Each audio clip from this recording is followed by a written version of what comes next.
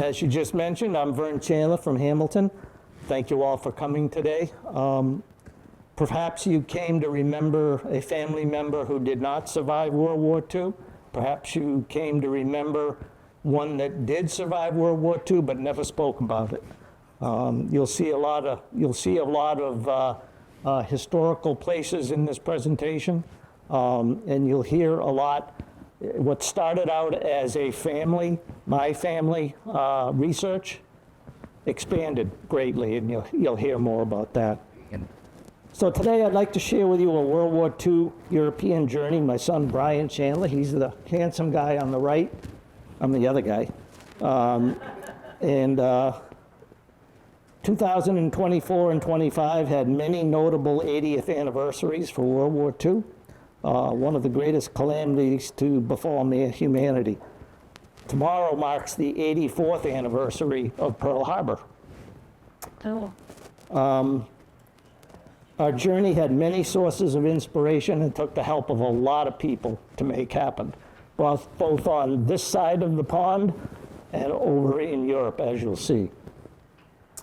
Our mission was and still is to honor and remember our World War II citizen soldiers and their families. And it's key to remember it was the soldiers, obviously, and the nurses who were over there, but the families that were back here paid equally, as did the soldiers. And most especially, we'd like to thank the people of the Netherlands, and you'll hear why. They still remember and honor their liberators, and that's what they call our soldiers and their families. And I want to thank the Historical Society for inviting me back. I spoke about 3 years ago, something like that, right after I came back. This wasn't as polished as it is now. And I want to wish Anne Marie Cullen and Rosie Kennedy a quick recovery. I don't, was it because of my presentation that they're laid up? But if you noticed on the way in, there's a presentation outline, kind of helps you follow along to where we are, as well as a World War II resources list, which is websites, Facebook groups, and most importantly, books. And I have a number of those books here to show you. And if you see anything in the presentation that you'd like a copy of, I have no pride of ownership over anything. If you want a copy of any picture or anything, just let me know, and I can get it for you. It's on an email sign-up sheet back there. I'm going to move rather quickly, so if you see something you'd like, note it down and let me know. So let's get started on our journey. This is the Netherlands American Cemetery in Margraten, the Netherlands. There we go. And I like to start with dedications of kind of unrelated soldiers, unrelated to my family. This was a soldier who was killed in a training accident in Fort Stewart, Georgia. And my nephew was in a tank. My nephew was in another tank right behind him. And his tank, along with 3 other soldiers, rolled over a bridge and into the water, and all crew members drowned. And my nephew, Sergeant David Weston, escorted his remains home to his family. And I am in communication with his mom, Teresa, all the time. And she really greatly appreciates having this dedicated to her son. Okay, a little bit about me. I was born in Medford. I moved to Reading when I was 5 years old. I graduated high school in 1970. I married in 77 and moved to Hamilton in 84. Been here ever since. My interest in World War II has really peaked now that I've had more time to look into it, both the European and Pacific theater history. And I'm addicted to the Band of Brothers and the Pacific, as you can probably tell by the sound background. I'm passionate about both. So based on my being born in Medford and living in Reading and Hamilton, I was interested in researching soldiers from each of those locations. This is a little bit about my Medford, Mass family, which is kind of the genesis of this whole research project. My parents and grandparents all lived in Medford.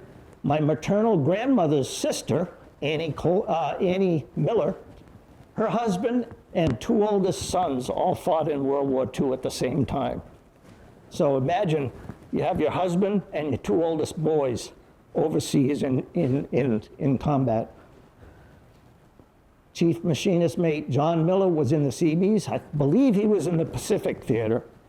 Sergeant William Miller, one of my cousins, was in the 30th Infantry Division, which is known as Old Hickory. And then Private Kenneth E. Miller, which was who I started researching. He was in the 743rd Tank Battalion. He was killed in action during the Battle of the Bulge, or so my family thought for many, many years. Okay, so my oldest son, Brian, was a diplomat at the U.S. Embassy in Vienna. He was stationed there for 3 years, and his 3-year tour was up in 2023. He's in Dallas, Texas now. My son and I began to conceive of this trip in late 2021 when my wife and I spent Christmas in Vienna. Quite a place to spend Christmas, that's for sure. My hometown soldiers research and driving tour planning began shortly after I got back from that winter in Vienna. Sadly, my mom passed away in August of 22, so I couldn't really continue preparing at that time.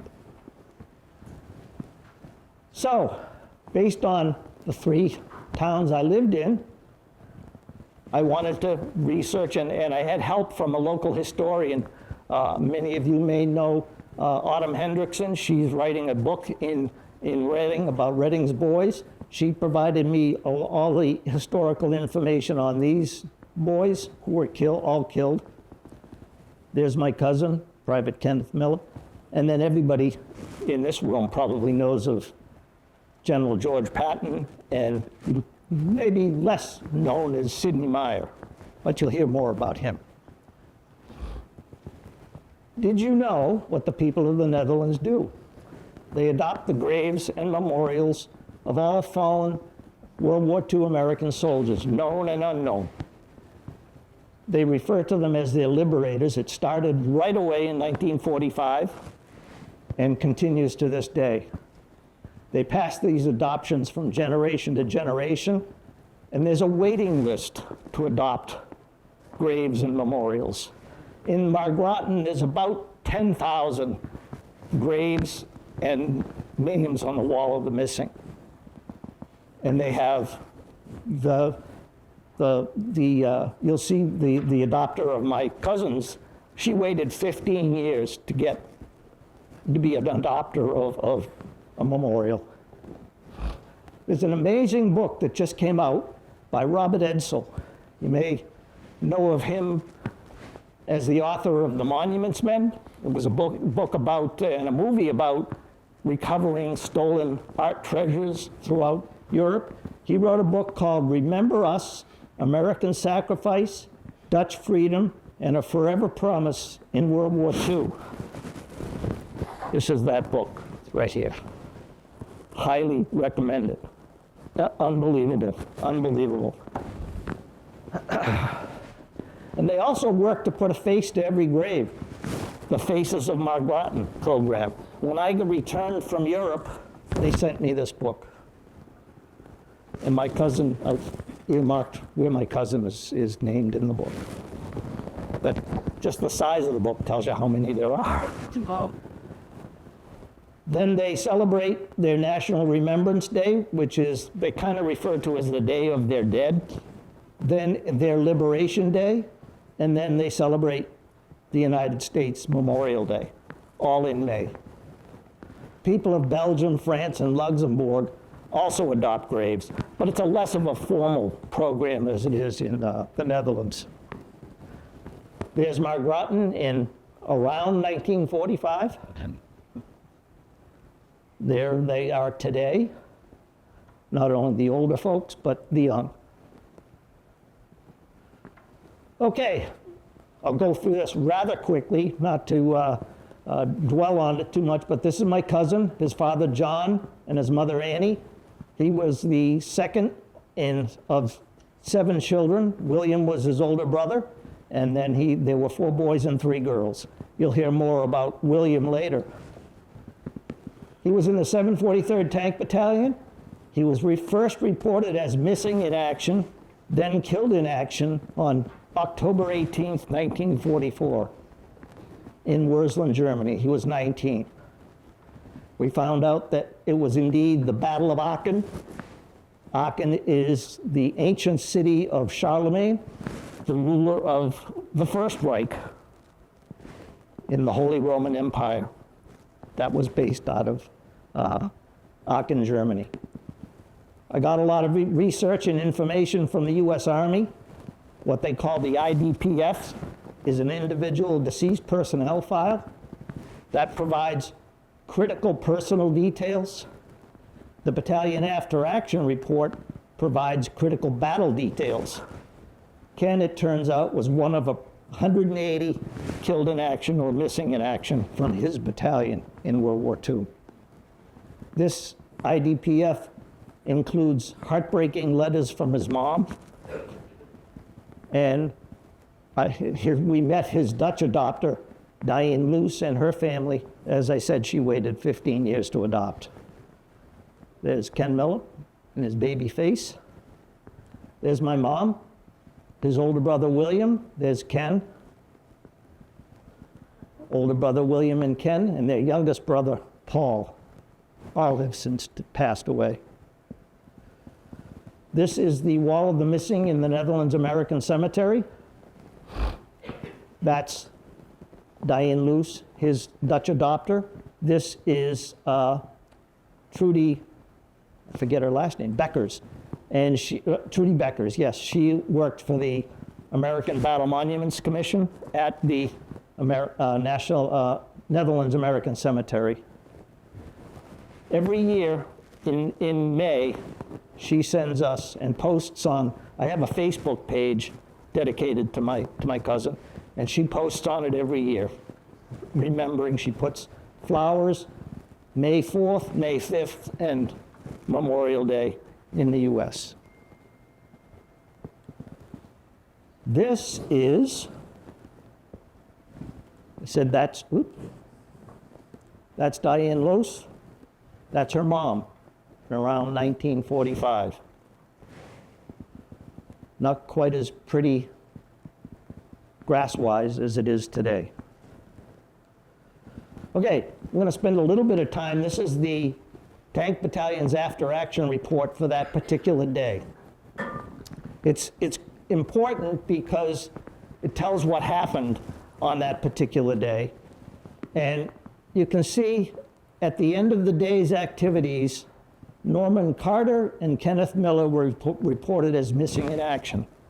So Brian and I, looked at this paragraph as being the most critical. And we figured, okay, but what does these VK numbers mean? I could see the name Lawrenceburg, that's the name of a town near Würselen in Germany. But what are the VK numbers? So I reached out to a Facebook group for his tank battalion, and they sent me this.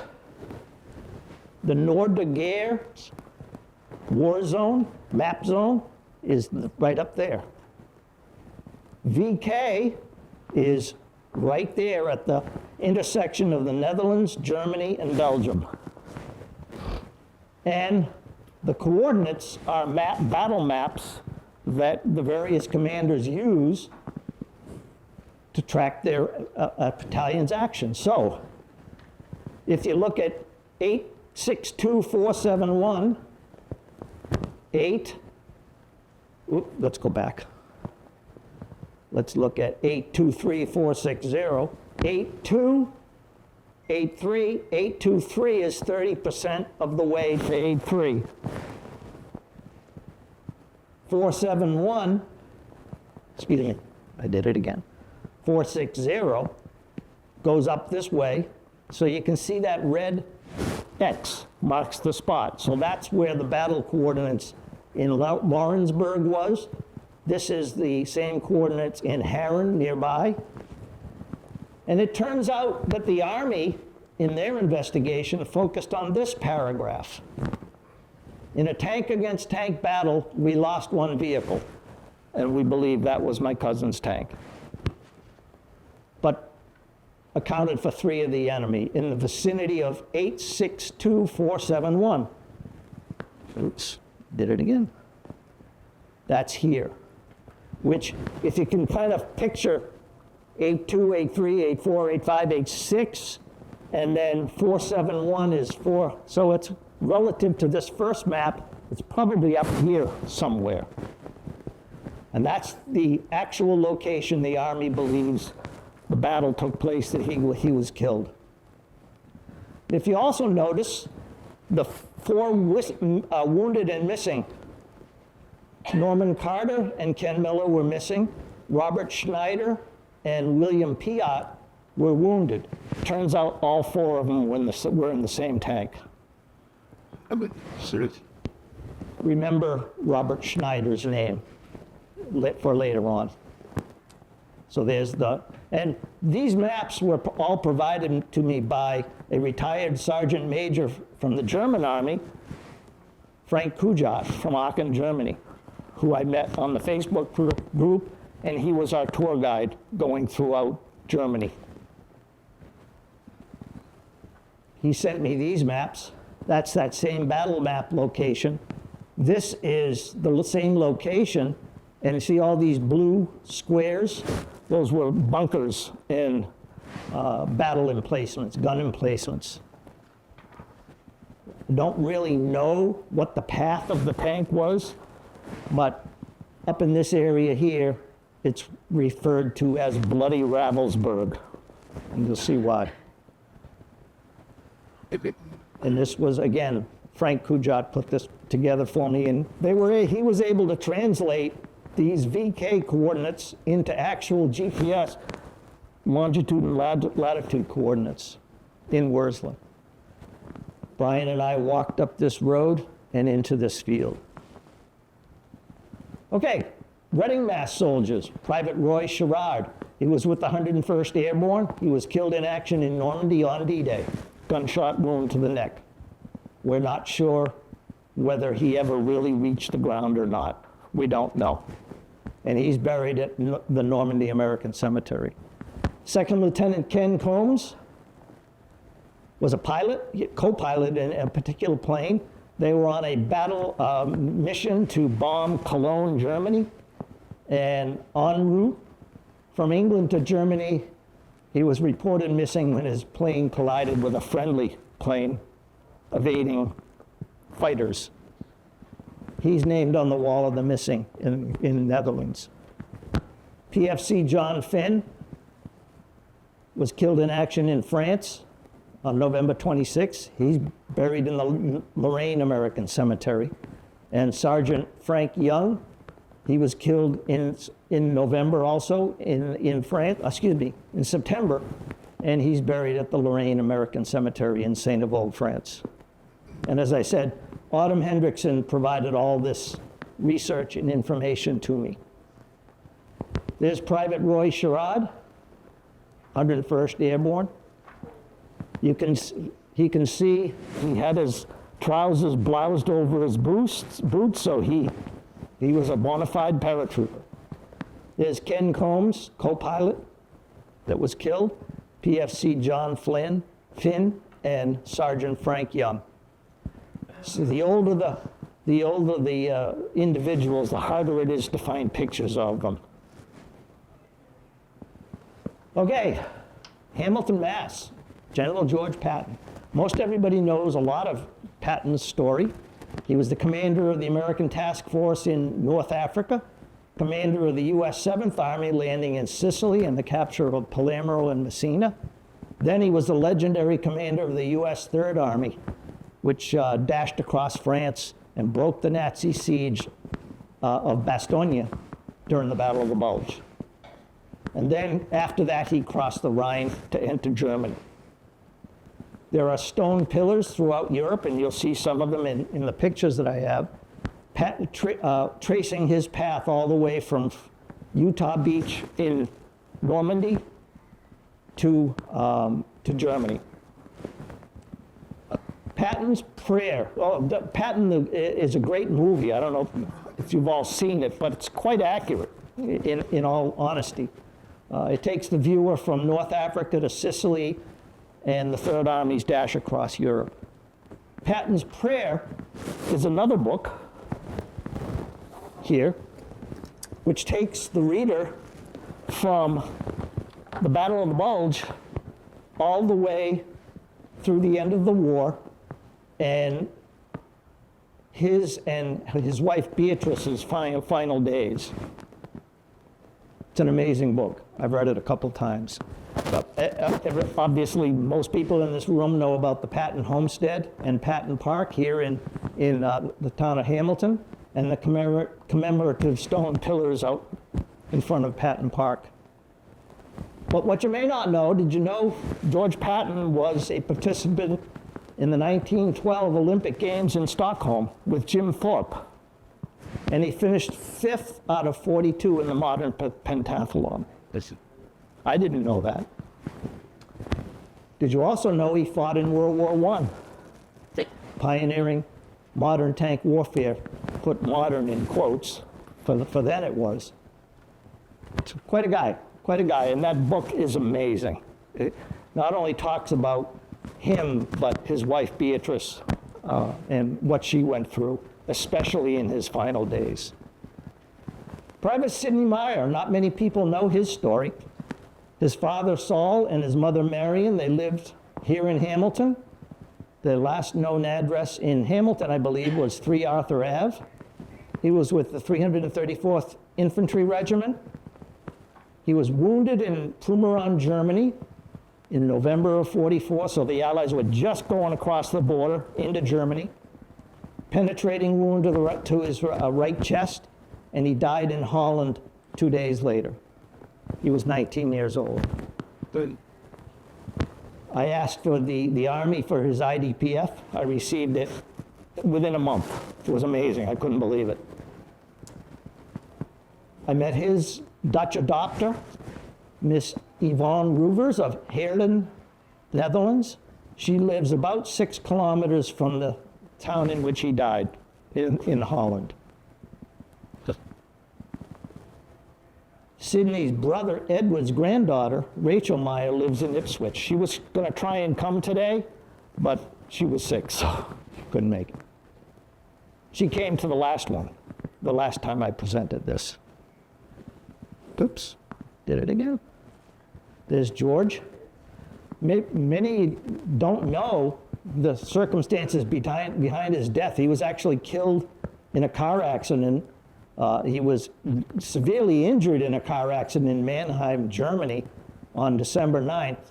He was going on a hunting trip, and he was killed. He was in the car, became paralyzed in a car accident, and nobody else in the car was even hurt, and he broke his neck. He was scheduled to return home the very next day. He died in Heidelberg, Germany, a little bit south and east of Mannheim. And these are the stone pillars outside Patton Park, the entrance to Patton Park, in recognition of General Patton and his valiant Third Army. There's Sidney Meyer. That's the only known picture of him, young-looking guy. That's his sister Betty visiting Sidney's grave in the Netherlands, and that's his Dutch adopter, Yvonne Roevers of Heerlen. This is that location today. There's Cutler School in the background. That's the same location that he's standing in right here. You've probably all seen, many of you have seen this memorial at Hamilton Town Hall. Here's the soldiers we visited, obviously George Patton and Sidney Meyer. Many other soldiers, I tried to find them, but it kind of leads to an interesting fact that about 30% of those soldiers killed in Europe remained in Europe. The remaining 70%, their remains were shipped home to their family. So if they're not buried in an American Battle Monuments Commission cemetery, we couldn't find them. They're scattered throughout the country. But one soldier, he's on the wall of the missing. He was in the Navy, Manila American Cemetery. And there's another interesting soldier, Albert Ozer. He was in the Army Air Corps. He's on the wall of the missing in the Cambridge American Cemetery. He was awarded the Distinguished Flying Cross. He was a left waist gunner on a B-24 Liberator, and it was lost at sea in the North Sea. All 11 crewmen were lost. And he has a memorial on Highland Ave in the Hamilton Cemetery. They were on a battle mission. They were returning from bombing Romanian oil fields when the plane went down. So it wasn't like we didn't try to find these folks, but we just couldn't find them. Okay, so now we had those 7 soldiers we wanted to try and honor. So we wanted to trip plan. So we used an online pin maps tool. This guy over here helped find. And we laid out a driving tour between clusters of various World War II sites we hope to visit. And we used Google Maps for distance and travel time and figured out where can we reasonably visit in a 2-week time frame. We decided to meet in Paris. He lived in Vienna, hour-and-a-half flight. I live obviously here, overnight flight to get there.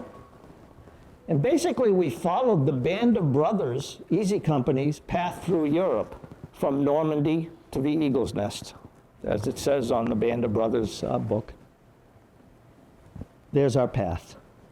Paris to Normandy to Dunkirk to the Netherlands and Germany, south to Bastogne, Luxembourg, Strasbourg, Munich,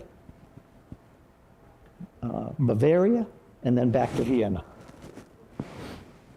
And here's how we laid it out day by day wise. Okay. Day 0 for me was Reykjavik, Iceland. And that's the only sights in Iceland I saw. Because I got there at like 1 o'clock in the morning. So that's the only sight I saw. Day 1 in Paris, France. There was the view from the breakfast view from the Hyatt Regency in Paris. Obviously the Eiffel Tower and the Arc de Triomphe. There's the Arc de Triomphe and the Champs-Élysées going through it, present day, and there it is circa 1944, during the liberation. We went and visited Place de la Concorde. It's a famous it used to be the Place de la Révolution, and during the French Revolution, it was the site of the execution of various royals in the French government. And it also has this interesting Egyptian obelisk built in 1300 BC and shipped in from Egypt to France. There's the Tuileries Park. Outside their Parliament building, there's a monument or a memorial to Henri-Jean Pilot, who was executed by the Gestapo on the streets in France because he refused to submit to a search. So they just shot him right there. This is the Seine River and the Eiffel Tower. And you can see the bridges across the Seine are pieces of artwork. They're amazing. And probably there's not too much good you can say about German commanders, but Hitler ordered his commanders to destroy London and all the bridges across, destroy Paris and all the bridges across the River Seine, and they refused to do it. One of the few decent things they did, obviously. End of the first day, we had wine tasting in Paris, and that was our host. Oh, okay. Day 2, more in Paris. We went to the Notre Dame Cathedral. You probably all heard about the fire that happened in April on tax day 2019. And when we were there, we couldn't go in it, but we could stand outside it. And these were photos of the cleanup effort that was going on. The bells rang for the first time in November of 2024, and the grand reopening was December, about a year ago.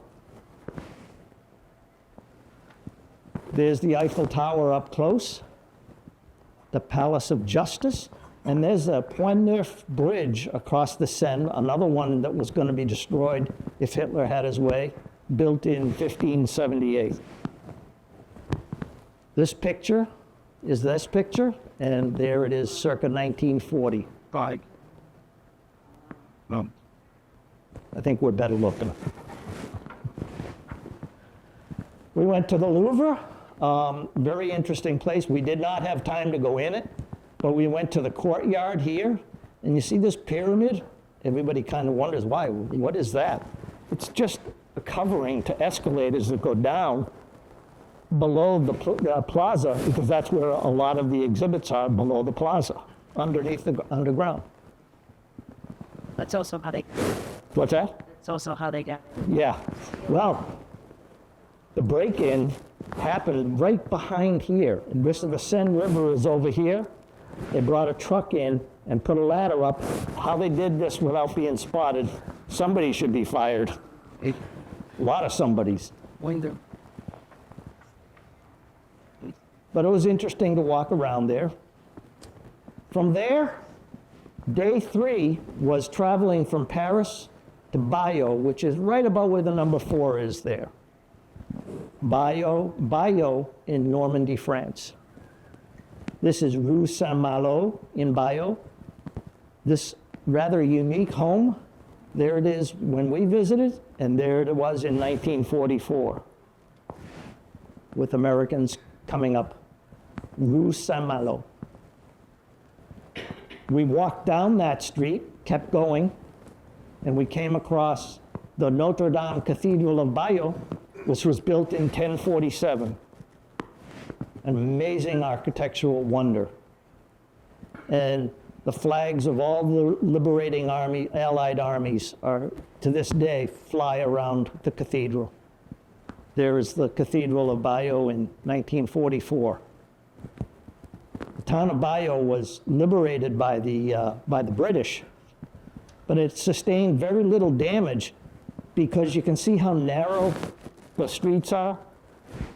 Neither the Americans or the Germans wanted to expose their tanks there because they couldn't turn around. They couldn't do anything about it if they were in there. So they bypassed it and went around Bayeux. If you're ever going to go to Normandy, that's the place to stay, in Bayeux.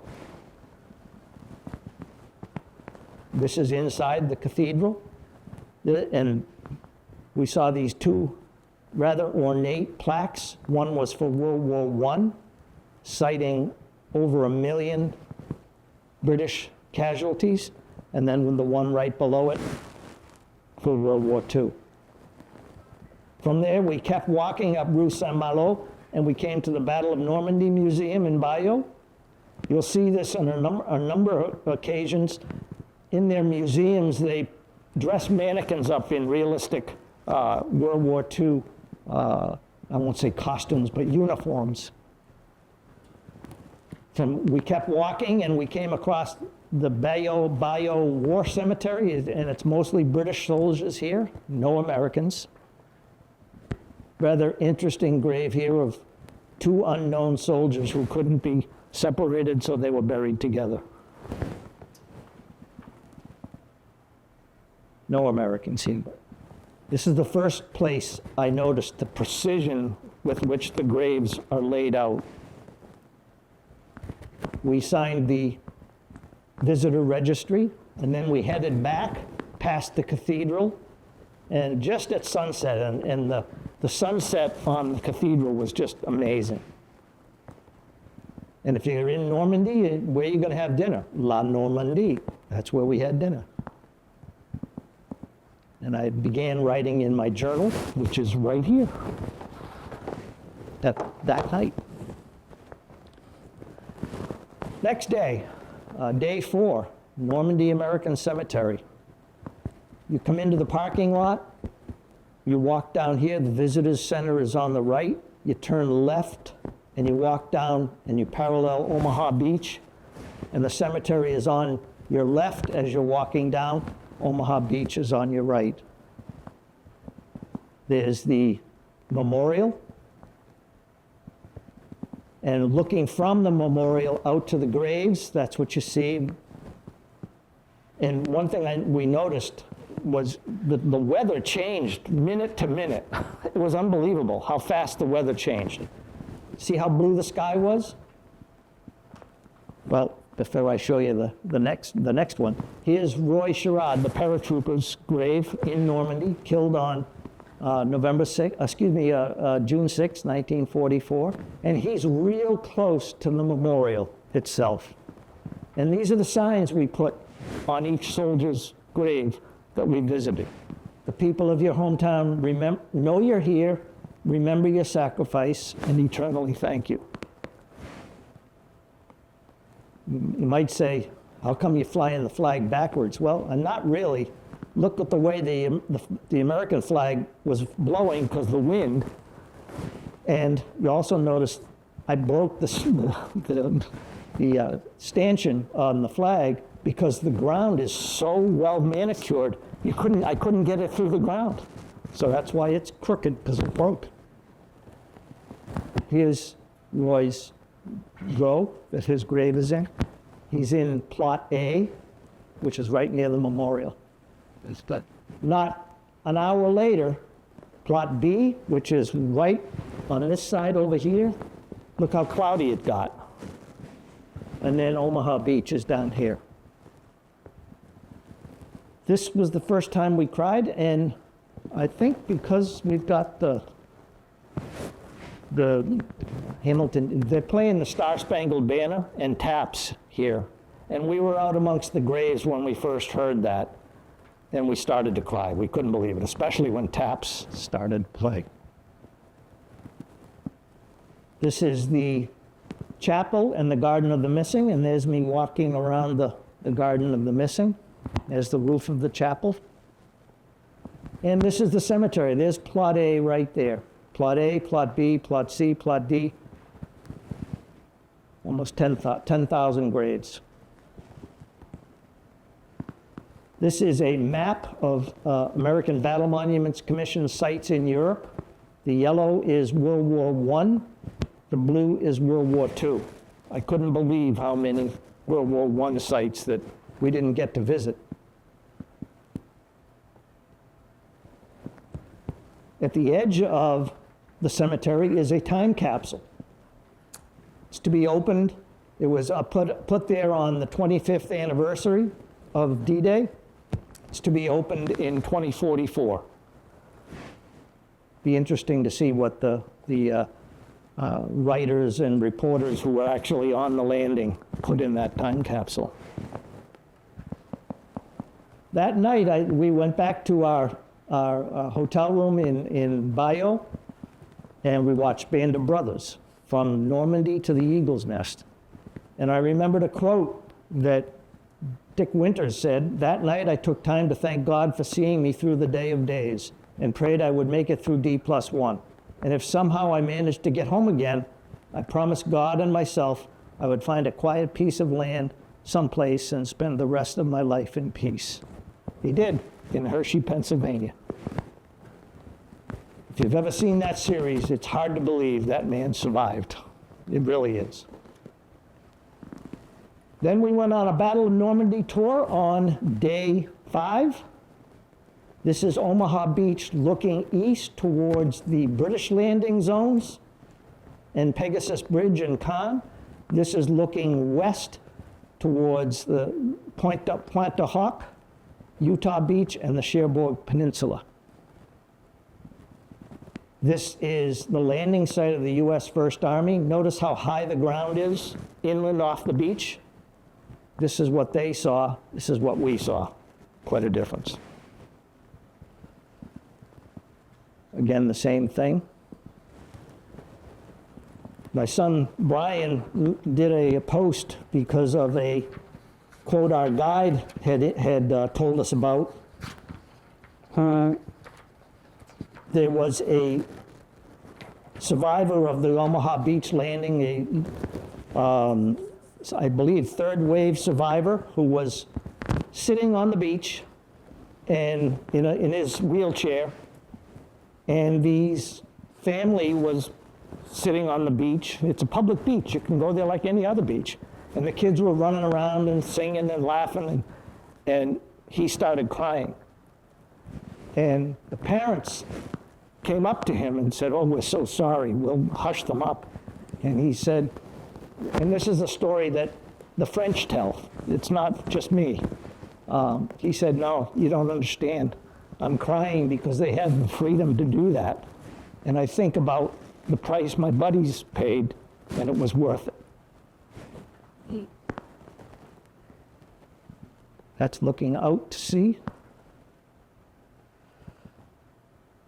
It's amazing what relics and stories that stretch of land and ocean. There's Brian. He said, "I have to walk this beach."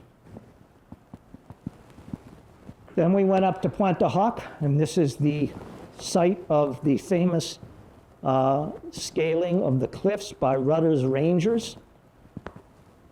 Look what they had to go up, and all the wild Germans are up here shooting down at them. How they did it, I don't know. But when their mission was to take out the guns that were up there, but when they got there, they were gone. There were no guns. So they went up there for apparently nothing.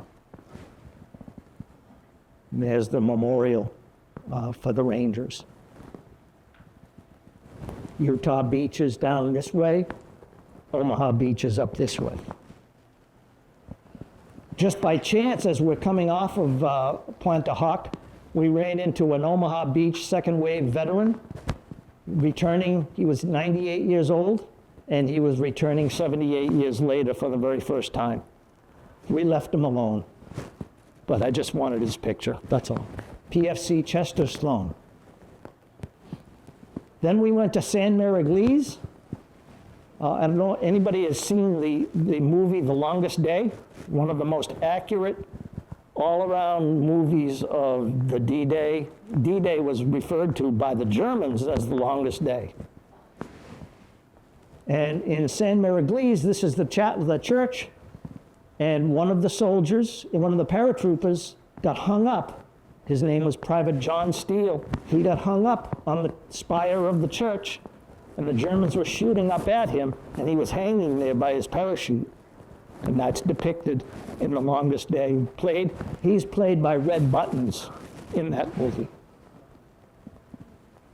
There's the church right there, and there's a memorial to the 82nd and 101st Airborne Divisions.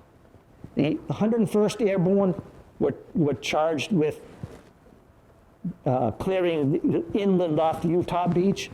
82nd Airborne was charged with taking this town of San Miguel.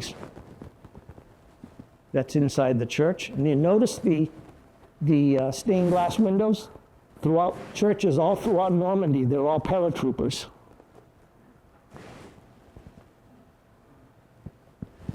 This is the Airborne Museum dedicated to the 101st and 82nd Airborne. And it's on the site. If you watch The Longest Day, you see the parachutists coming down, and just by chance, a barn was on fire in the town. And many paratroopers couldn't avoid it and landed in the fire of the barn. And on that site of that burning barn, they built the museum. Again, the mannequins depicting various scenes. There's the C-47 troop transport exhibit and the glider exhibit. The gliders were made of like half-inch plywood, very, very thin. How they survived, I have no idea. Then we went to Utah Beach.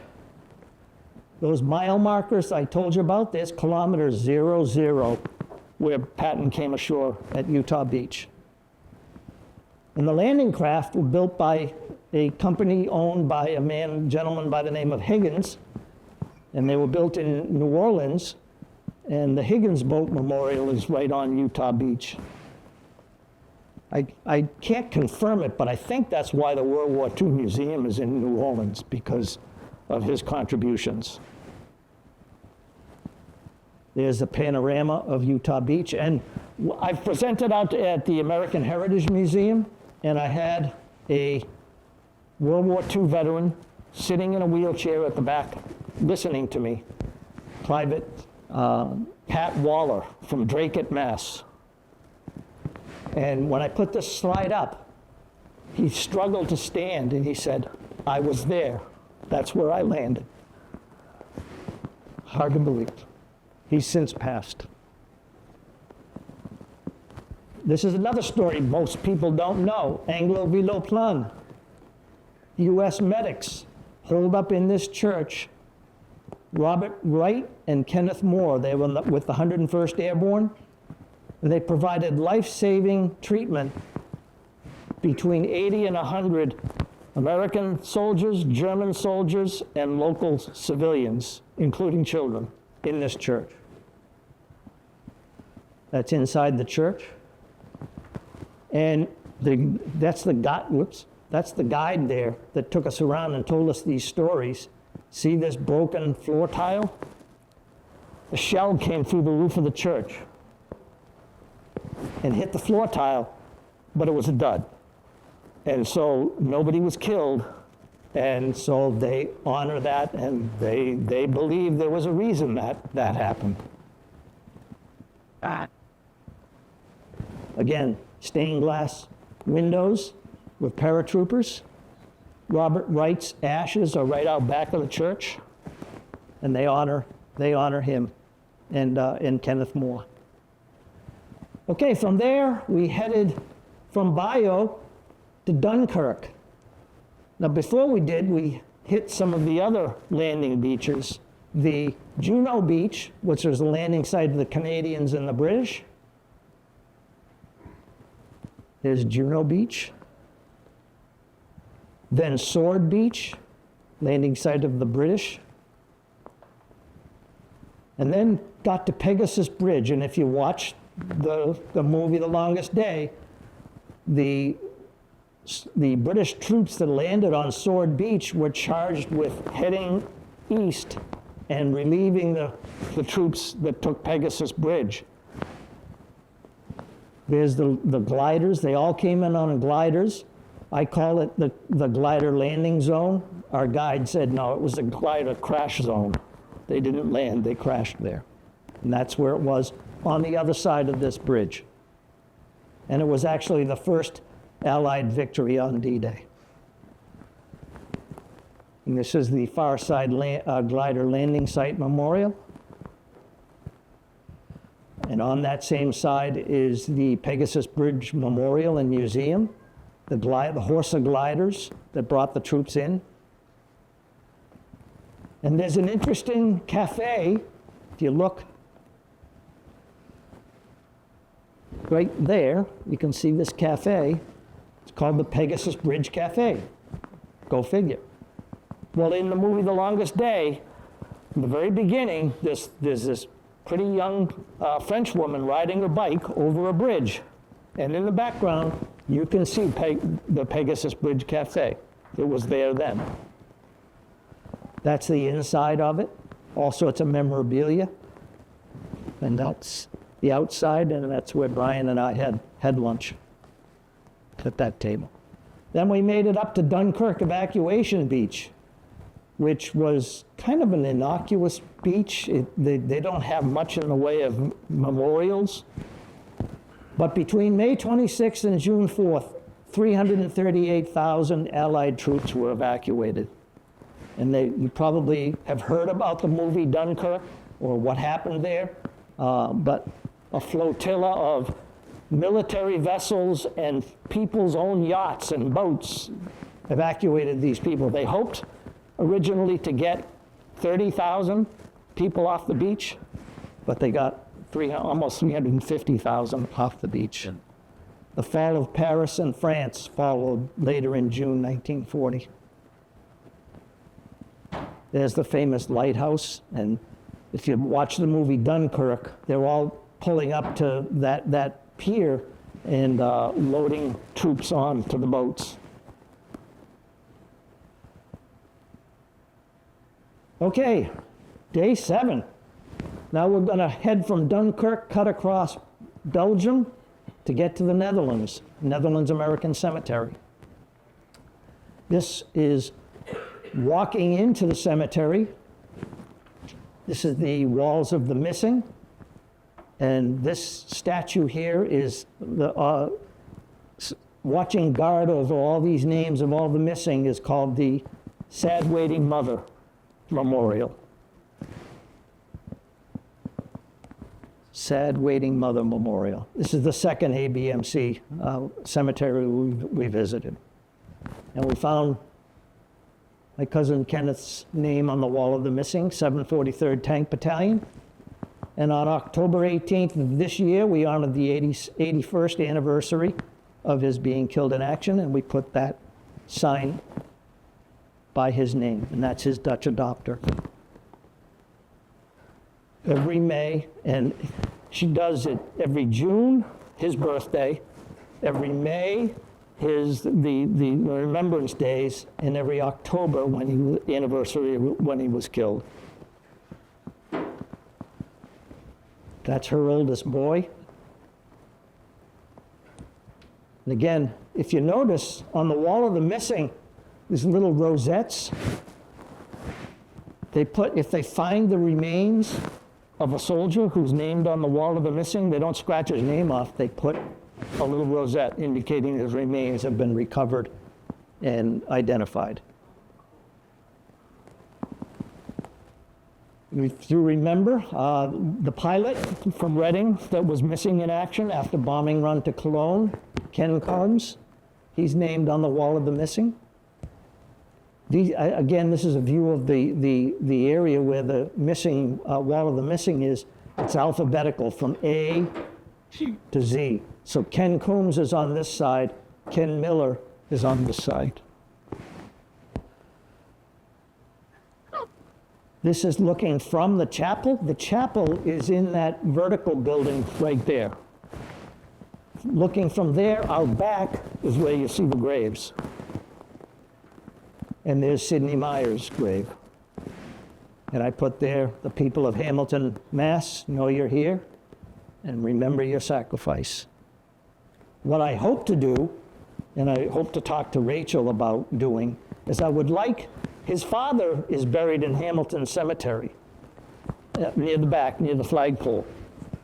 And I've asked the people of the cemetery if it's okay, I want to put a picture of his son's grave in the Netherlands on a, like a stanchion right beside his dad's grave. And they told me, sure. So I got to ask permission of the family to do that.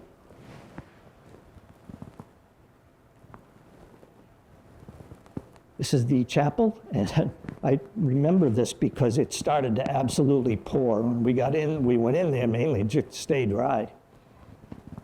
From there, we went to the visitor center. A new visitor center has now been opened, and it includes a museum. These are the 6 Medal of Honor winners that are buried at the cemetery, and we signed the visitors register. It cleared up rapidly again, and you can see all the crosses and stars of David, and they all face home. They all face west. They don't face the American flag. They don't face the chapel. They face home, which I found rather choking. Then we went from there to the village of Margraten, a little quaint Dutch village, and crossed into Germany. Now, the distance between Margraten and Germany, Aachen, is only about 5 miles. And you can travel that in a heartbeat. And it's like going from New Hampshire into Massachusetts. Easy. And I saw this sign, Aachen and Lawrenceburg. And I had to take a picture of it because that was what was on the after action report. The town is real. I'm here. I'm actually here. Okay, now we're in Aachen, Germany, and heading to Würselen, which is this right-hand set of pin marks. In Aachen City, our guide, again, Frank Kuja, took us to the site of the German surrender of the city. Hitler had ordered, "This city will not fall. We demand you fight to the last man." They surrendered, and that's the same window. This is St. Sebastian's Church in Würselen, and there's my son and I outside that church when we visited. Look at the battle damage. And just remember that church picture. Another picture in Aachen City, our guide, and this famous railway station and a Sherman tank coming through it. Okay. I'm sorry? To side just looking at that tank coming out. Yeah. Yep. This is the map showing Lawrenceburg, which was one of the paragraphs, and Harran, those coordinates that I showed you. There's Harran today. We went to those coordinates. It happens to be a prison recreation yard, so we couldn't go on there. We chose not to go on there. Lawrenceburg is just an apartment complex. Then we went to where we believe one of the two sites that the tank-on-tank battle actually took place. And I had to take a video of it, and I'm sorry the sound isn't working. Must be because of the mic. But the guide took us there, and we walked. This is that Titelstrasse access way, and this is us walking up that access way, and there's the field off to the right. There's bloody Ravensburg, where we believe all the German artillery and firing was coming from. Bloody Ravensburg.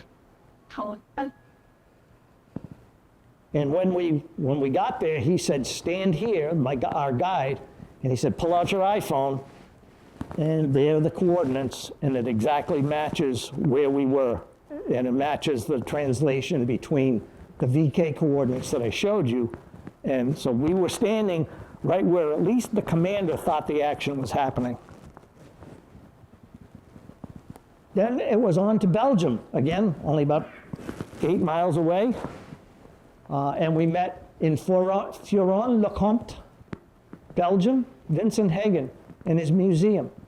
He's honoring the 30th Infantry Division, Old Hickory. And he told us the story of Old Hickory, the infantry division, and the 743rd Tank Division. They were attached together, and they bivouacked in his dad's field. The infantry stayed in his barn, and the tank soldiers camped underneath their tank. And he has decided to put together a museum honoring his liberators, the 30th Infantry Division and the 743rd. And again, that same mannequin motif. There's XXX is the Roman numeral for 30th Infantry Division. This is in his museum. And he told me, when I took pictures, he said, "Please tell your people back home, we're not glorifying that. If you look close and zoom in, this was taken down by Allied soldiers and then signed by all the Allied soldiers who actually liberated whatever village it was that sign was flying in. So we're not honoring the flag, we're honoring the signatures." This is a very interesting, never opened letter. It was addressed to a soldier in the 743rd Tank Battalion who was killed in action before he could open it. It was returned to his family, and the family donated it to Vincent to put in the museum. And Vincent said, "It'll never be opened." They brought it out to his grave and put it right there. This is Brian walking throughout the museum, and this is interesting because it mentions a town called Magdeburg, Germany.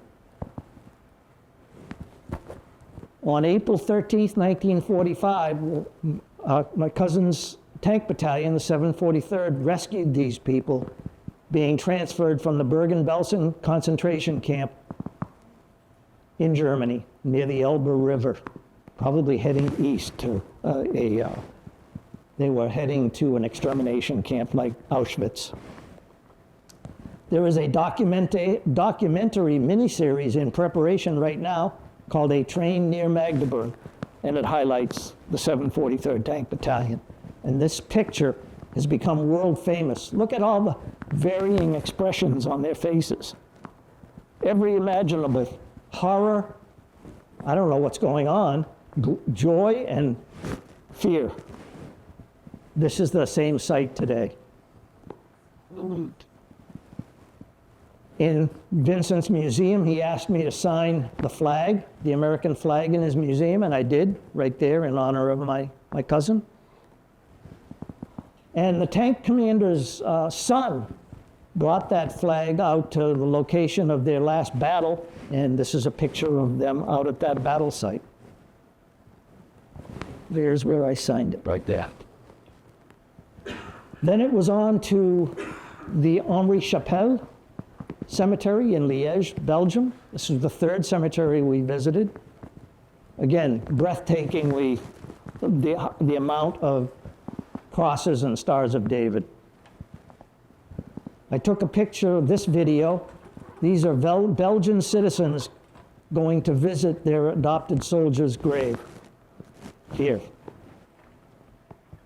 And the thing that was interesting about it was pouring that day, and they walked out to visit him anyway. Amazing.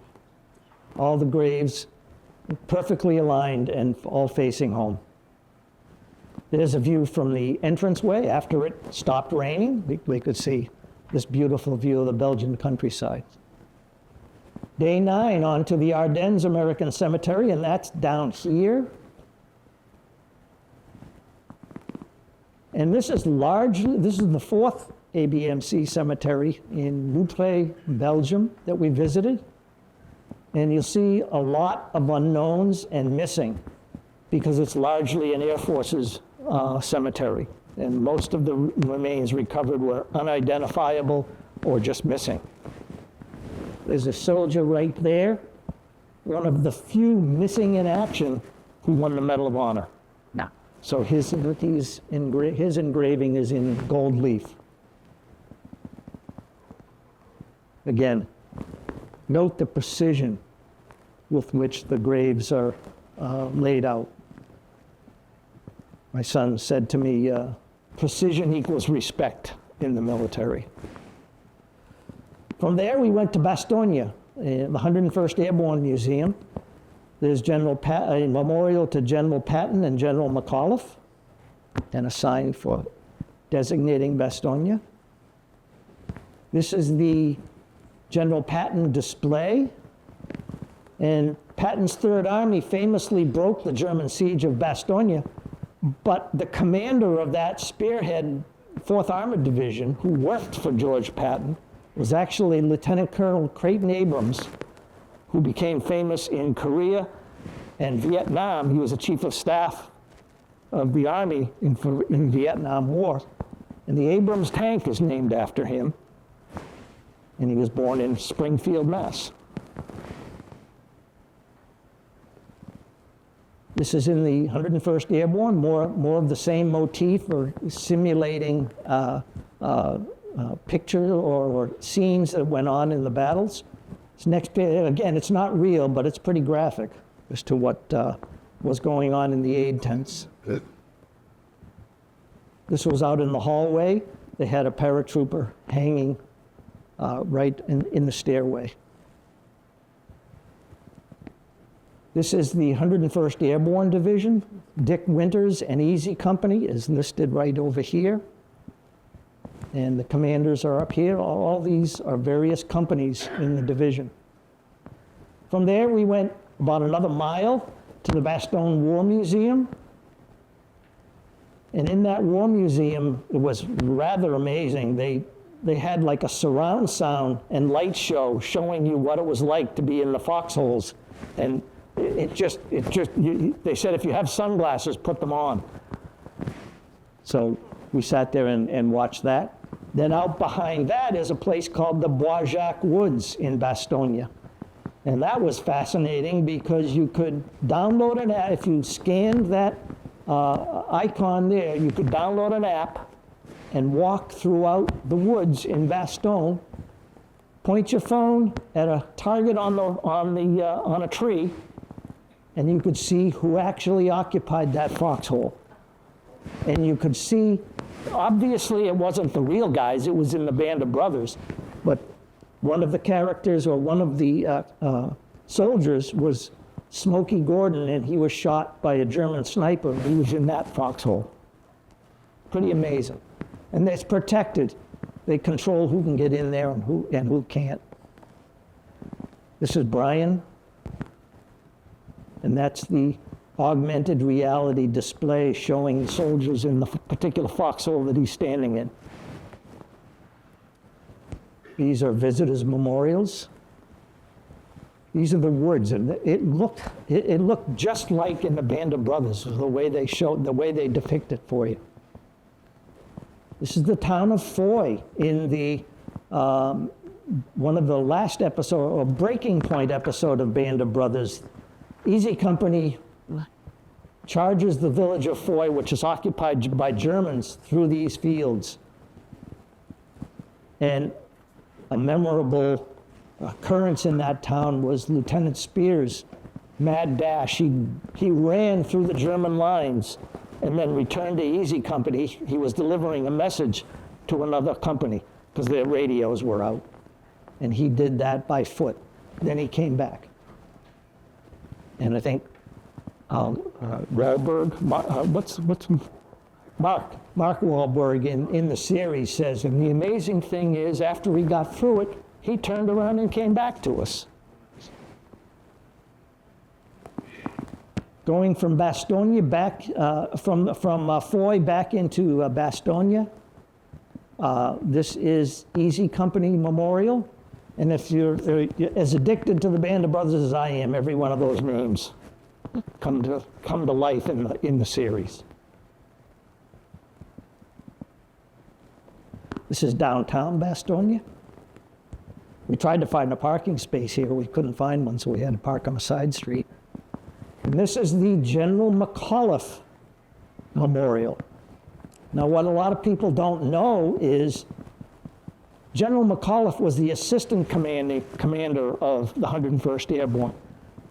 The commander was General Maxwell Taylor, and he had been called to Washington to consult with the president and other higher-ups. That's how much of a surprise the Battle of the Bulge was. They had no idea that this was going to happen. So General Maxwell Taylor was in Washington when the Battle of the Bulge commenced. And there's another Patton kilometer marker. And so General McAuliffe was the one that issued the response to the German commander's offer of surrender terms, and he just said the word nuts. And so therefore, there is the restaurant, the Nuts. So we had lunch there. This is inside the restaurant, all signed by survivors of the various battles in and around Bastogne. And then we had an airborne beer in a ceramic helmet cup. And there's a true story behind that. PFC Vincent Speranza was walking throughout an aid station in Bastogne, and one of the soldiers that he knew, he kneeled down to him and he said, "Can you get me some beer?" So he took his helmet off, went to get some beer, and filled his helmet with it, and that's how he got beer. And so that's how the story is kept alive today in Bastogne. And unfortunately, Vincent passed away in 2023. Here's the Wall of Honor. General Patton and Patton Le General beer. So of course we had to have one of those. yes, we were able to walk out of the restaurant. Then they also had an actors reunion, and we recall in the episode called Crossroads, I believe, the 101st Airborne is entering Bastogne, and Second Lieutenant George Rice of the 10th Armored, he's bringing much-needed ammunition, and he says, a Panzer division is about to cut the road south. Looks like you guys are about to be surrounded. Captain Winters responds, we're paratroopers, Lieutenant. We're supposed to be surrounded. And that's what this means right here.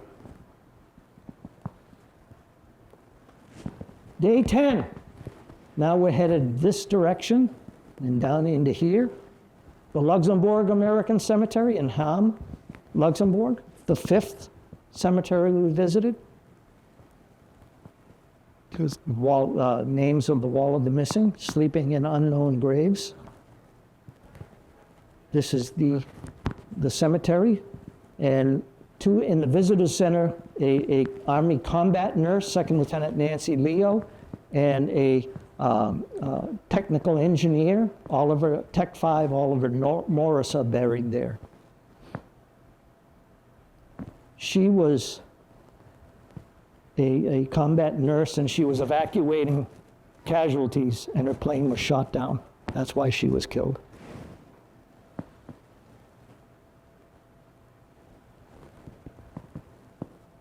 The flag is at half-staff. It just so happened when we visited the cemetery, when we were in Dunkirk, Queen Elizabeth died.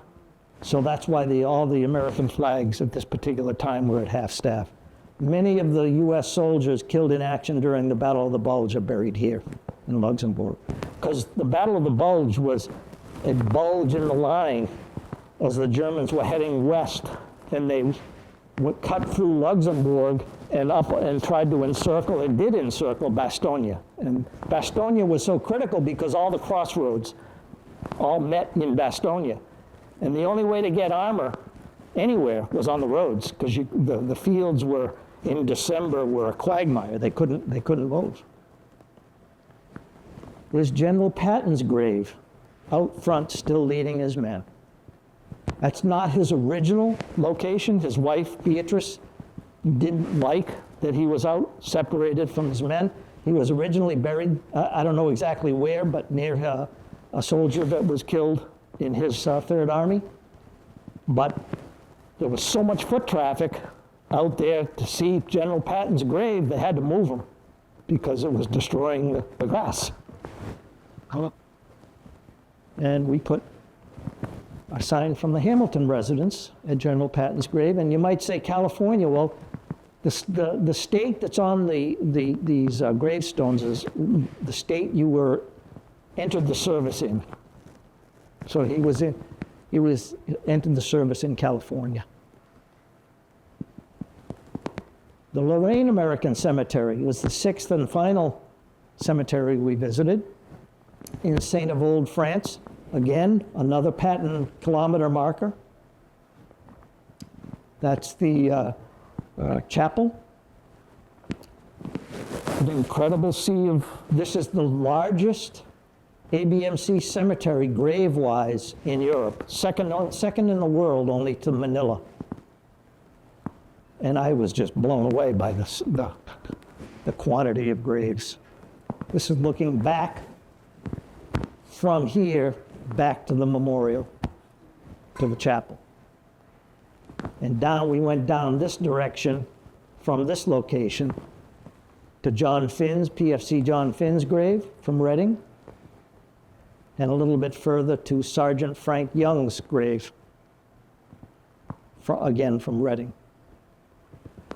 From there, we went to Haguenau, France, and if you're, again, the Band of Brothers reference keeps cropping up. Haguenau is the site of the famous river crossing in the Last Patrol episode. And this is Liberation Boulevard. And there's the canal that the troops crossed. The Germans were on this side, the Allies were on this side, and the Last Patrol's mission was to capture German soldiers as taken prisoner. Private David Webster, you'll hear this in the episode. I wondered if people back home would ever know what it cost the soldiers to win this war. How could anyone know of the price paid by soldiers in terror, agony, and bloodshed if they've never been to places like Normandy, Bastogne, or Haguenau? At dinner that night, Brian said, well, we've been to all three of those, but nobody was shooting at us. We were staying in Strasbourg, France. I found this interesting because that's their streetcar. Pretty modern looking. The next day, day 11, Dachau and Munich, Germany. We're heading from here southeast to Munich area. First thing we did, along about in this general area, is cross the Rhine River. And you can see how wide it was. It was kind of low when we were there, but it was such a challenge for the Allies to get across the Rhine because it was a wide river and a fast-moving river.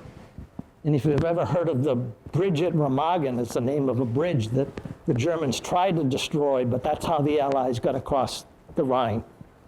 And it was the last really significant natural barrier to the Allies to getting to Berlin. Past there, we were on the Autobahn, and we had a nice Audi SUV as a toy to drive, so we were pretty comfortable driving on the Autobahn. Brian said to me, I'm not going any faster than 90. I don't care what they say. And we would be passed like we were standing still by Lamborghinis, Porsches, etc. That wasn't a problem. It was when the rickety box trucks going like this would pass you at night at 100, 120 miles an hour. Here's how we knew we were entering Dachau, a rather nondescript sign that says, entering Dachau. Brian said, wouldn't you have changed the name of your town by now? Yeah, I would. This is the concentration camp memorial site. There's the rail car unloading platform, and there's the entrance gate. This is the assembly area. These are all the barracks. They've torn down the original barracks and built one row of replacement barracks that you can kind of see what it was like for the prisoners. Dachau was liberated by the 7th Army on April 29th. Hitler committed suicide the very next day. Yeah. This was a maintenance building, but it's a museum now. Inside the museum, this blew me away because there's Dachau, and these are all the subsidiary camps just associated with Dachau. Just associated with Dachau. Now, they weren't all extermination camps. Dachau itself was a concentration camp, but it was a work camp. They killed people, clearly, but all these others, and in the Band of Brothers, the episode Why We Fight, Kaufering concentration camp was the one they liberated. We couldn't get into that because it was closed to the public. This is what it was like in the barracks. And this memorial is trying to depict people trying to escape. Okay. This is the multi-faith memorials. This is the Jewish memorial, the Catholic memorial, and the Protestant memorial. This speaks for itself. And this was our second cry. The guide walking through there said that as we were, from where I was taking this picture, they had a wreath dedicated to nurses that were executed here. And multiple, this is an ash grave of thousands, and there were 8 or 10 of these. This is a memorial in multiple languages. May the example of those who were exterminated here between 1933 and 45, because they resisted Nazism, helped to unite the living in defense of peace and freedom and respect to their fellow man. Dachau was the first concentration camp opened by the Nazis in 1933. Brian turned to me as we were heading out, and he said this, now we see why they're were so many white crosses, stars of David, and headstones throughout Europe. This had to stop. Then it was on to Munich and my birthday celebration at a beer garden in Munich. My beer was a lot smaller than Brian's. Day 12, we're almost there. Now we're down in this area here. These markers. We're still in Germany, but we're in Bavaria. Munich is technically in Bavaria, but we're heading to the Eagle's Nest. And you park in a parking lot down here and you take a windy road bus. It's very precarious. The bus gets really close to the edge as you're going up. But you go up to this parking lot here. That's this parking lot in the bus. And then you take a gold-plated elevator up to the actual Eagle's Nest. This tunnel entrance was made big enough for Hitler's limousine. He was so paranoid about getting shot at that I want to fold the limousine, which is bulletproof, right in there. And the Eagle's Nest, Kielstein House is the name because it's Mount Kielstein. They don't call it really the Eagle's Nest except for tourists. Is a little more than a snack bar now. As you can see, restaurant, cafe, and snack bar. And it's not the highest place around. Look at all those peaks that dwarf it. And of course, we had another German beer. This is further higher up. Looking back at, this is a very famous picture of the Eagle's Nest with the surrounding Birches Garden. The Eagle's Nest was the SS's gift to Hitler for his 50th birthday. Kielstein House. This is the Sun Terrace now, and this was Hitler in 1940-ish. Easy Company was here on this terrace when the German army surrendered. This is inside Eagle's Nest, Kielstein House. This stone fireplace was an Italian marble fireplace and was a gift to Hitler from Benito Mussolini. We can't see it, so I wrote it over here. 1938 was when it was built. We're heading down into Birches Garden, that place I showed you from the high up on the mountain. Captain Lewis Nixon of the Easy Company said, Birches Garden, the one place you can't deny being a true Nazi. You had to be to live here. U.S. soldiers kept on saying, man, there's gingerbread houses everywhere. Of course, we had to have another beer at a beer garden. And this young lady in traditional Bavarian dress waited on us. Then it was on to Salzburg City, Austria, Sound of Music fame and the birthplace of Wolfgang Amadeus Mozart. And our Airbnb was named the Mozart. You might say, why Salzburg City? Well, it's like New York City and the state of New York. Salzburg is a state. Salzburg City is New York City of Austria. And bike riding is very popular. Then it was on to further east. So now we were here, south, down to Zell MC. This is the location of Easy Company's headquarters at the war's end. I found the mahogany woodwork to be amazingly beautiful. Looking out on Lake Zell. Again, more gingerbread houses everywhere. And again, see how fast the weather changes.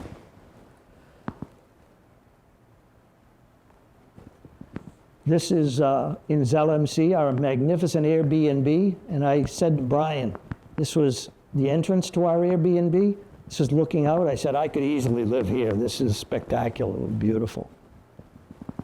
We went to Kaprun, just a couple miles away. And Kaproun was a world-famous ski resort area, and it was Easy Company's R&R location at the war's end in Kaproun. If you remember, in the very last episode of Band of Brothers, they're all playing baseball out on a baseball field. That was in Kaproun, Austria. Now we're heading east. The last two markers here are in Gosau and Hallstatt, Austria. This is Lake Gosau. This is a walking path all the way around the lake, about 5 kilometers. We did walk that. Spectacularly beautiful. This is all, the lake is formed from runoff from the Alps from the winter snows. And you can see they're all practicing rock climbing up the ledges. From where we entered, that's the original lodge, so we had to walk this way all the way back. Then we're in Hallstatt. This is a very famous picture. You might have it on your screensavers on your Sony or Samsung TVs, because they use this view of Hallstatt. Then we took a tramway up to a salt mine, and this is the view back down. And one might say, well, why a salt mine? Well, if you remember from the movie The Monuments Men in the book, that's where the Germans stored all the artwork, was in a salt mine, because salt is dry, you know, the atmosphere is dry, and it'll protect the artwork. Spectacular view down. Brian walked out onto this. I said, I'm not walking out there. So he took this picture, I didn't. This is the salt mine entrance, and this is a mummy that was unearthed in the 1800s. This is back at Hallstatt now, down at the village. And this is a memorial to Hallstatt citizens lost in World War I and World War II. It's important to know they were not Allied soldiers, as you can tell by the German symbol there. I mentioned that my wife and I were there in the winter, the previous winter, and that's the same view in the winter. And this is one of the best pictures I've ever taken in my life. And this is the picture that Brian refers to as God's paintings. From there, it was home to Vienna, Austria. And now we're heading due east almost to Vienna. It's about 3 hours drive. We went to an Oktoberfest at the American International School, where my grandkids were going to school. Another beer, yes. In Vienna, we went to a couple of various scenes. One is a memorial to the plague victims in the city center. And then a horse-drawn carriage throughout the city, and the presidential palace. We went to Schloss Schönbrunn, or Schönbrunn Palace. Austrian Emperor Charles IV gifted this to his daughter Maria Theresa in the 1700s. It became the summer residence of the Habsburg rulers. This is a summer residence. It's not even their full-time residence, okay? And they wonder why they got overthrown, you know? And Wolfgang Amadeus Mozart played for Maria Theresa here when he was 6 years old. This is a view from up here looking back. This is inside the foyer of the palace. They didn't allow pictures. I didn't know it till after I took my first picture. So from there, we went very close back to Brian's house, the village of Grinsing. And this was during COVID, or shortly after COVID. And so the restaurants had outdoor seating, much like you'd see in some of the towns around here. And so they had, every Sunday they would have wine walks throughout Vienna. So that's what we're doing here. And again, more citizens lost, but not Allied soldiers. That's the end of the pictures, shall I say. So in retrospect, I like two quotes, one by General Colin Powell The USA has sent many of its fine young men and women into peril to fight for freedom beyond our borders. The only amount of land we have ever asked for in return is enough to bury those that did not return. And then General Patton, let us not mourn that such men died, but rejoice that such men lived. These are the cemeteries we visited. Total number of casualties that are there. I don't know, it's probably 60,000, maybe more. And all graves' headstones face west.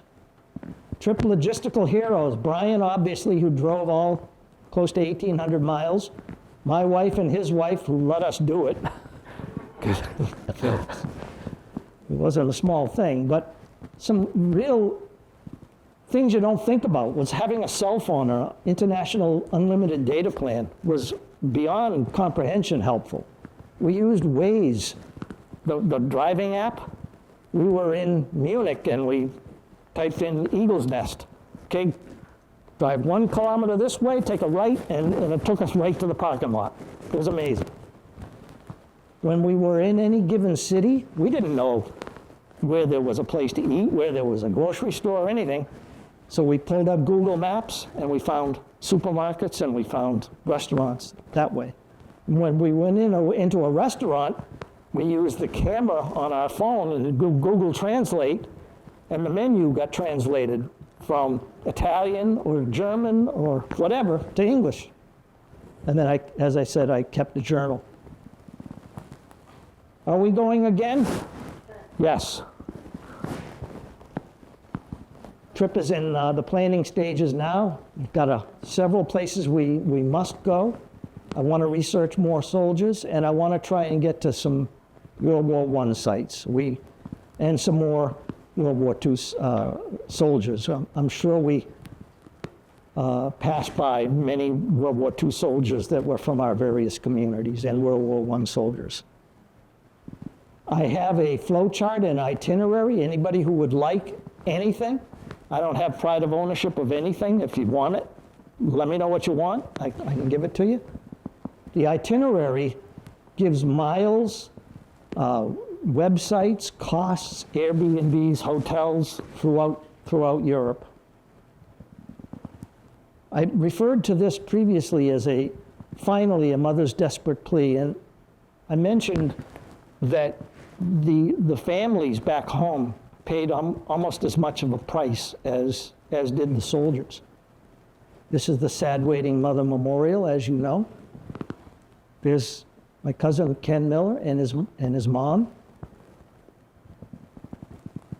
In the IDPF, I got a copy of one of the letters she wrote to the Army, dated May 10th, 1945. I had a telegram saying my boy was missing in action on this date, and he was killed on that same date. I have never received any news telling me where or when it happened or what happened, and I've received none of his personal effects. Will you kindly let me know if I can get any of them? This is in May of the following year. In the era of instant gratification that we live in today, that wouldn't fly. But that's what these families had to deal with. Mm-hmm. If you remember on the after action report, I mentioned a private, Robert Schneider. He wrote a letter to my cousin's mother, Annie. Your son and I were together since Belgium, and we were quite friendly. I joined the outfit a day before he did, and he and I went online together in the same tank. I just highlighted a couple of areas here. Your son saved all our lives when the lieutenant and the driver were out of the tank. The self-propelled, which was that Panzer Faust, almost like a bazooka, was firing on the tank. Your son got in the driver's seat and drove the tank to safety. They repeated reference to going up by a church. Your son killed a soldier who came out of a tank with the 30 caliber machine gun. That's the machine gun that's down low in the tank. The 50 caliber, the bigger gun, is the one that's up top. We went over by the church, and there on the opposite side was another Mark V tank. We never seen him in time. He put 2 armor-piercing projectiles, and I remember a sound like a hammer hitting an anvil and a big red flash. I left the tank along with the gunner and the lieutenant. I never seen your son alive again after that. Then one of the more one of the dubious claims, his body was taken from the tank and given full military honor. Now the Army told her he's missing in action, we don't know where he is. And his comrade, who was actually in the tank, said that. So what would be your response? Well, Army, what's going on? Well, the Army did an investigation, and they basically said, we talked to the soldiers that were in the survived that were in the tank. The tank commander, Lieutenant McWilliams, was killed about a month later. My cousin, who was the assistant driver, and the driver were both killed that same day on October 18th, and two guys really survived. Piat and another gentleman, Robert Schneider. Down here it says, is the opinion of this office that the remains of your son were either destroyed in the tank or removed from the tank by enemy military and disposed of in places unknown. Imagine getting that letter as a mom. And look at the date. Good for it. It's clear it's in. Since all efforts to find him have failed, we must declare his remains unrecoverable. And it is with sadness that your government must inform you there's no place to go to visit him. So she wrote back her last letter. This is March 1st. Quickly, she wrote back March 28th, basically saying, please don't give up looking for him. And when Brian and I saw that, we got to go to this location. She passed away in 2000, so she lived basically 46 years after he got killed. Challenge to us all. Learn, remember, and tell their stories. These are but 7 stories of lives given for all of us. So many crosses and stars of David in this presentation. They all gave their today for our tomorrows. They'll be forever young. Brian and my challenge was to make sure we did our best to tell people about the signs we placed on these graves so that what we said was true. People know. Teach our young people, and that both the military and civilian who went through, generation who went through this saved Europe and the world. The people of the Netherlands surely do. And adopt a story of a fallen. Learn that story and share that story. The Till Valhalla Project puts it quite nicely. A hero never truly dies until the last time their name is spoken. Continue to honor them, and they will live on forever. Never stop saying their names. Since we returned to the USA, Private Miller's family has been honored with the Massachusetts Medal of Liberty. City of Medford is talking about a memorial. When that'll happen, I don't exactly know. The U.S. Army Casualty Office and the DPAA have classified his search for his remains as an ongoing active pursuit. They repeatedly cite a location near a church. And we reached out to our contact in Germany, and he said, well, back then, the only church was this one that you guys visited. It's about 1 kilometer away. Now, we didn't know that when we were there, or we would have spent much more time in this particular location. Here's the field that we visited. Here's the location of the church, about 1,000 meters away. His older brother, Private Miller's older brother, was a member of the famed 30th Infantry Division. He fought in Normandy, the Northern Apennines, Rhineland, Ardennes, and Central Europe. He won the Bronze Star, and the Bronze Star with Oak Leaf Cluster. It's basically a second Bronze Star for combat action in Belgium, as well as a Purple Heart. His first Bronze Star was for action on October 18th in Belgium, the second December 21st. And we believe this was during the Battle of the Bulge, when they were liberating the village of Stoumont. He survived World War II. And as I mentioned to some of you, I made this presentation to students at my high school alma mater, and they were fascinated by some of the stories. Anybody who knows of anybody who'd like to hear about this, as I said, I've done this presentation a dozen or more times. I'm more than willing to do it. This is him, Private Miller, in a vintage Ford vehicle, and the picture at the Netherlands American Cemetery is a cropped version of this picture. The thing I wanted to point out here, here's his brother, and this is a newspaper article from the spring of 1945. Look at the date he won his first Silver Star, October 18th, the very same day his brother was killed. Oh, good. Very same day.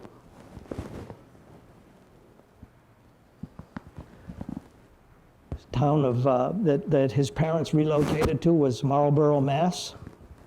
Their historical society prepared this memorial for him, and this is hanging in their town hall. Our mission is to remember all of those in danger of being forgotten and to keep telling their stories. This was provided to me by our guide in Germany in memory of the crew of the M4 Sherman tank from Company A, Kenneth Miller and Norman Carter, the driver and assistant driver who were both killed that day. The commander was killed about a month later, and Piat and Schneider survived the war and lived to be in their 50s or later. I usually go to Normandy several times a year. Going there, it's stunning. When you come walking in and walking along by the monument, and the water, and then the flags, and then off in the distance, the graves, and then to walk amongst them and look at the names and look where they came from.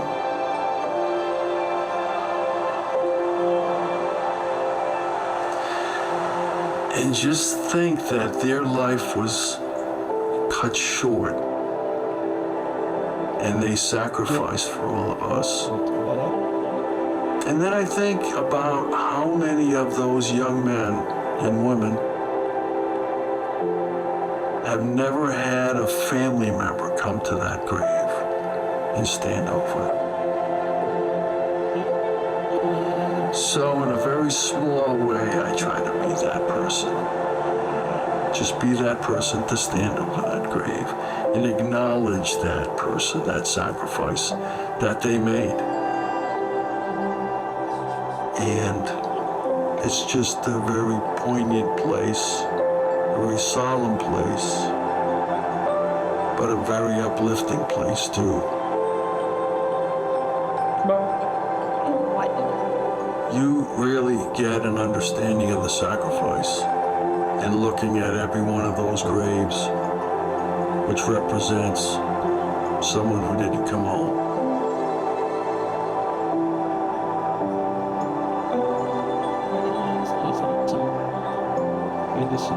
If there was one message for future generations, it would be never forget and remember them. Here's my dad to the left, and then just all the guys my dad served in the shift hours. We can learn so much from the men and women that served not only in World War II, but in every war. And they all have a story to tell. And it's our responsibility to tell those stories, because people will not be forgotten as long as we keep talking about them.